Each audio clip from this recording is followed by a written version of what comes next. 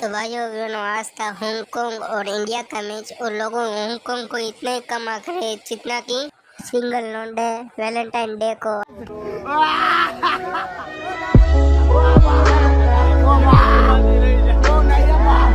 तो जीतकर हांगकांग ने की बॉलिंग और हमारे ओपनर आए रोहित शर्मा और के राहुल। और राहुल भाई जब से आईपीएल और छोड़ के बाद आए तब से ऐसे ही लग रहा है कि वो टेनिस मैच खेल रहे हैं। कोई क्रिकेट विकेट ऐसा कुछ लग ही नहीं रहा है उसकी बैटिंग में पहले जैसी बातें।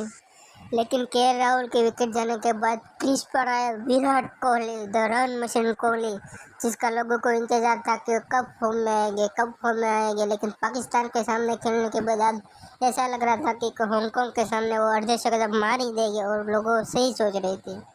क्या खेला है, क्या शॉट मारा है कोहली भाई, एक नंबर। और ऐसे पार्टनरशिप बनी रही थी कि तभी रोहित शर्मा का विकेट गया और क्रीज पे आया सूर्या दादा। और सूर्या दादा ने ऐसा खेला है, सूर्य कुमार यादव ने ऐसा खेला है कि जितना गली क्रिकेट में छोटे बच्चे को बड़े बच्चे खेलते उतने ही आराम से खेला उसको। और विराट कोहली 44 बॉलों पर 59 बनाकर नॉट आउट रहे और सूर्य कुमार यादव 26 बॉलों पर 68 रन बनाकर नॉट आउट रहे। और इंडिया ने 20 ओवर में 192 का टारगेट दिया हांगकांग को। ये टारगेट हांगकांग के लिए इतना ही मुश्किल है जितना सिंगल लौंडे को लड़की को प्रपोज करना। One question for you. Janu, please. I need to. You truly make me the happiest person on earth.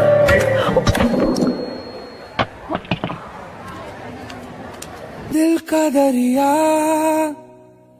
बह ही गया राहों में जो तू मिल गया